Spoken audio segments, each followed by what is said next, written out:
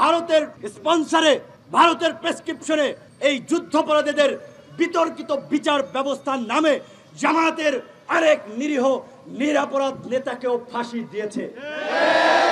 এই যে ভারতের রয়ের প্রেসক্রিপশন ইমপ্লিমেন্ট করছে শেখ হাসিনা এবং শেখ হাসিনার পাশে থাকা রয়ের দালালেরা।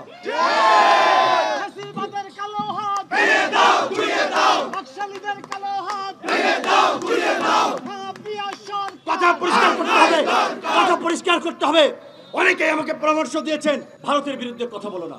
বিএনপি নেতা, সর্বোচ্চ নেতা, স্থায়ী কমিটির সদস্য সালাউদ্দিন আহমেদকে গুম করে বাংলাদেশ থেকে ভারতে পাঠানো হলো। ভারতের দায় আছে না?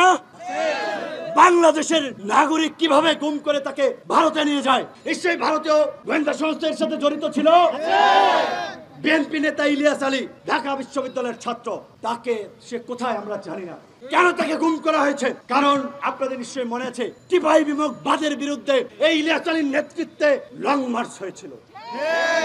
আজকে এইভাবে ভারত বিরোধী কণ্ঠস্বরকে দমিয়ে শেখ হাসিনার মাধ্যমে এই দেশকে ভারত তার একটা করদ রাষ্ট্রে পরিণত করতে চায়। ব্রিটিশরা এই দেশ লুট করেছিল 200 বছর। তারপরেও ব্রিটিশরা এই যে রেলওয়ে ব্যবস্থা দেখেন, ব্রিটিশদের প্রবর্তিত ব্যবস্থা। এই যে বিচার বিভাগ দেখেন, ব্রিটিশদের প্রবর্তিত ব্যবস্থা। কারণ ব্রিটিশরা চিন্তা করেছিল আমরা গেলেও যেন বিভিন্ন ভাবে আমরা এখানে প্রভাব রাখতে পারি, কর্তৃত্ব করতে পারি, এরা যেন আমাদেরকে কিছুটা মনে রাখে। তারা এইভাবে কিছু উন্নয়ন করেছিল। শেখ হাসিনার এই দুর্বৃত্তরা সেই চিন্তা করছে না। ওরা চিন্তা করছে শেখ হাসিনার যেদিন বিদায়, আমাদের তল্পি তল্পা নিয়ে সেদিন বিদায়। তাই ওরা দেশের টাকা পাচার করে সিঙ্গাপুরের বিলিনিয়র হচ্ছে। আপনারা দেখেছেন বিদ্যুৎ ও জ্বালানি খাতের আরেক মাফিয়া সামিট গ্রুপ এই সরকার ক্ষমতা আসার পর থেকে 9 থেকে 2019-20 পর্যন্ত এই 10-11 বছরে আইএমএফ এর ঋণের চেয়েও বেশি টাকা পাচার করেছে।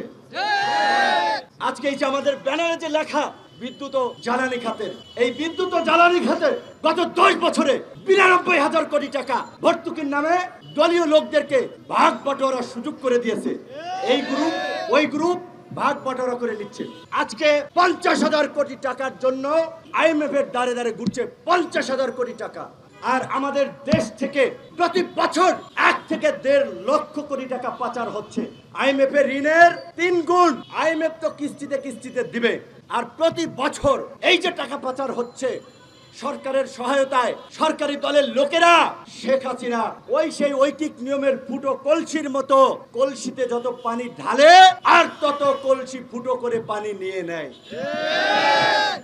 দিচ্ছে রাষ্ট্রীয় প্রতিষ্ঠানের নামে ভাঙচুর চুক্তি করে, টিনের শেড দিয়ে ফ্যাক্টরি করে, দলিল দস্তাবেজহীন কাগজপত্র কোনোভাবেই সুরকি দিয়ে অফিস করেছে, বিদ্যুৎ অফিস করেছে।